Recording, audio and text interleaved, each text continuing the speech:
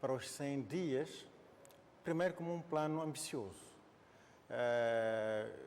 Ambicioso dentro do contexto em que ele foi feito, de tal forma que seria muito difícil que o cumprimento deste plano pudesse ser avaliado, entre aspas, positivamente pelas populações.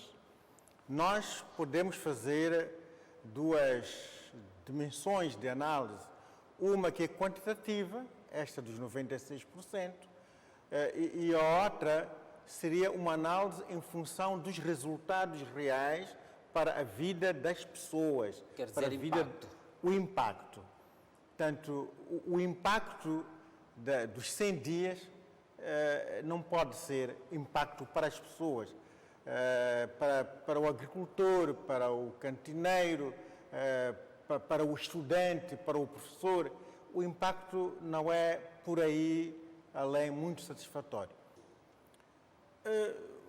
O país, no início deste ano, estava, como todos sabemos, estava em chamas, muita coisa foi destruída, o tecido social estava com muitas dificuldades e a expectativa que o presidente Chapo trouxe, a ideia que ele vendeu é que depois dos 100 dias isto vai mudar. Houve aquelas medidas como a da redução do preço do litro dos combustíveis, mas isto não resultou numa transformação direta na vida das pessoas. Eu continuo a dizer, e disse nessa altura, de fato, que o presidente Chapo foi ambicioso. Mas pronto, ser ambicioso não é mau. Mas me pareceu a mim que, de fato, era difícil resolver os problemas que o país tinha em 100 dias. A avaliação quantitativa, ele tem o seu respectivo valor. Mas quando nós estamos em análises sociais, em análise política, normalmente nós verificamos as percepções. O que é que a sociedade percepciona em relação àquilo que foi feito? Se eu for agora aos transportes públicos, não é? Vemos aquelas filas que continuam. É isto que, de facto, é percepcionado como o plano não ter afetado positivamente a vida das pessoas. Poxa. Os números, estes são 96%, e nós sabemos o que é que os números valem. Os números valem o que valem, são importantes, mas eles normalmente nem sempre afetam positivamente a vida das pessoas. De uma forma geral, concordo com a forma como o professor Simango colocou as coisas, embora com uma ligeira nuance da minha parte. Não creio que a questão tenha sido mesmo de um plano ambicioso. É de um plano que podia ter sido melhor elaborado e que, em minha opinião, deixa muito a desejar. E todos os problemas começam aí. É difícil avaliar uma coisa que não está clara. E é verdade que não temos toda a noite para discutir, mas eu já na altura li com muita atenção o documento e ainda hoje voltei a comparar o documento com aquilo que o presidente disse. E de facto é um plano que deixa muito a desejar, mas vou dizer algumas coisas sobre isso mais tarde. Queria dizer assim, apontar algumas questões prévias que não estão muito ligadas à questão que o tio colocou, mas que me parecem muito importantes. São duas, essencialmente. A primeira questão é que, de facto, fica bem que o presidente queira ser avaliado 100 dias após ter assumido o poder. Eu acho que isso é uma coisa boa. É verdade que isto podia ter sido feito com maior atenção para o contexto que o país estava a viver, conforme o professor Simango também referiu. e dar maior prioridade ao contexto que o país estava a viver e não ter a ambição de querer fazer coisas que fossem para além disso e não querer sugerir às pessoas, que é o que ele acabou fazendo, infelizmente. Bom, cabe a um governante explicar que condições vai criar para que as coisas possam ser feitas. E se é um governante que pertence ao mesmo partido que governa o país há 50 anos, é responsabilidade dele apontar o que é que não permitiu que as coisas fossem feitas no passado. É uma questão de honestidade, né, política. É uma questão também de mostrar que ele vai ser diferente. Porque nós precisamos também de sermos confortados nisso aí, que este presidente vai ser diferente do seu antecessor, que, como todos sabemos, deixou muito a desejar. Então, se ele não for capaz de nos dizer, ou se não quiser nos dizer o que é que ele está a corrigir e admitir que houve erros graves no passado, então ele estaria a falhar ao seu dever de governar com responsabilidade. E governar com responsabilidade é com respeito a quem o colocou lá. Mesmo aqueles que não votaram nele merecem respeito.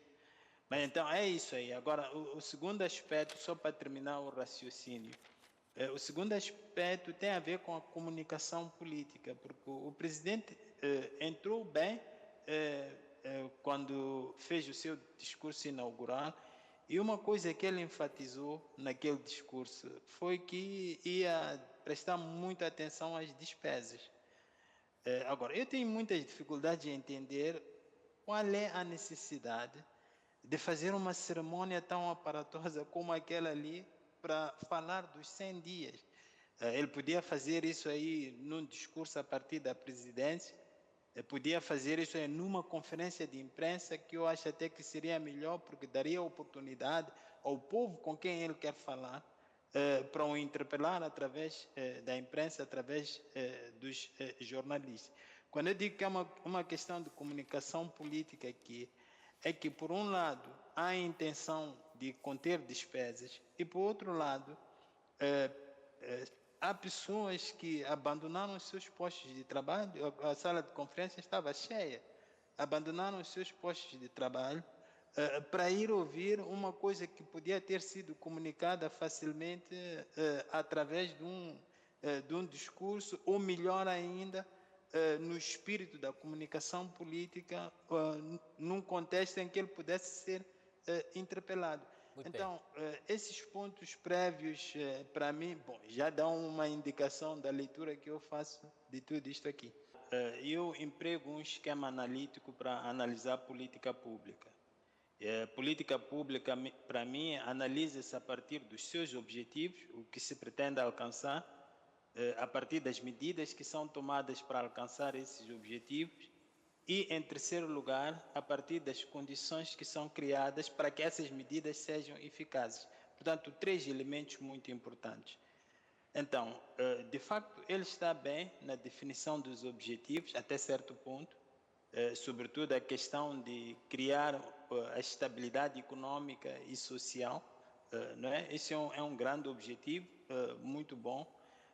Também está bem onde ele diz que vai dialogar com a oposição e tudo isso, com os atores políticos, tudo bem, como objetivo. Onde não está bem é que na lista que faz dos objetivos práticos a alcançar, portanto, os objetivos de impacto, não há nenhuma hierarquização. Quais são os objetivos mais importantes, quais são os menos importantes? Estão todos ao mesmo nível. Não me parece uma boa maneira de definir objetivos para trabalhar. Em relação às medidas, aqui há realmente, é onde eu vejo uma boa parte das dificuldades. Portanto, é aquilo que nós queremos fazer para alcançar certas coisas e para sabermos no futuro como fazer melhor. Agora, o que choca a quem lê isso aqui de forma crítica é ver que, por exemplo, não há nenhuma indicação, digamos assim, não há nenhuma, no capítulo das medidas, não há nenhuma indicação daquilo que está ao dispor das instituições para fazerem aquilo que precisam de fazer. Não há nenhuma indicação da avaliação de risco que é feita, e eu sei que quero falar mais tarde sobre a questão da LAM, mas posso agora indicar que quem fica mal com a questão da LAM não são os tais, as tais raposas que estão na LAM, estão as pessoas que fizeram um plano, porque isso é uma coisa que tem que ser prevista, sabe? Faz parte da elaboração de um plano, fazer cenários sobre os riscos e não sei. Então, isso não devia ter surpreendido a ninguém. Aliás, eles conhecem como funcionam as empresas públicas. Então, há esse aspecto também que nas medidas, portanto, a gente não sabe de que recursos é que as instituições dispõem para fazer estas coisas aqui. E isso é muito importante, não é? Para nós sabermos que, de facto, aqui houve um grande esforço. E depois, também, na parte da criação de condições, levantam-se outros problemas. Por exemplo, ele falou de dinheiros que ele foi receber de fora, da Líbia, inclusivamente, recebeu dinheiro da Líbia, falou de dívidas que foram contraídas para realizar este plano de 100 dias. E aí levantam-se outros problemas relacionados com a comunicação política. Por exemplo, ele fala de independência econômica, que é um discurso muito bom e muito importante e que já era necessário que viesse de um presidente, de um chefe de Estado. Mas, ao mesmo tempo, está a falar de depender de donativos para fazer coisas imediatas como essa aqui, e não explicar por que houve necessidade de pedir dinheiro para essas coisas, e não explicar em que condições é que essas dívidas foram contraídas. De facto, eu concordo quando diz que o plano é de facto extremamente ambicioso. Para o pouco tempo que a gente tem, 100 dias não é muito tempo, de facto, né? Mas é preciso explicar isto do ponto de vista político. Um plano ambicioso num contexto em que existe uma pressão social que exige respostas rápidas a problemas que afetam a sociedade. Então, eu li um pouco do discurso agora com um pouco mais de profundidade. E é uma passagem que diz do texto do presidente Chapo que ele está a precisar de fazer medidas arrojadas, ousadas e com coragem. Se calhar estou a tentar entrar na cabeça do presidente para dizer que, olha, isto foi uma tentativa de fazer uma coisa corajosa, arrojada em tão pouco tempo para mostrar resultados. E do ponto de vista político, acho que é uma comunicação política que faz sentido, porque num momento de alta crítica à Frelimo, à crítica aos líderes da Frelimo, era preciso mostrar resultados e com metas ambiciosas como foi colocado aqui. Mas que é um plano ambicioso, é ambicioso. Se estivéssemos no campo da filosofia, a gente ia dizer que não. É preciso ousar pensar coisas muito além daquilo que nós planificamos.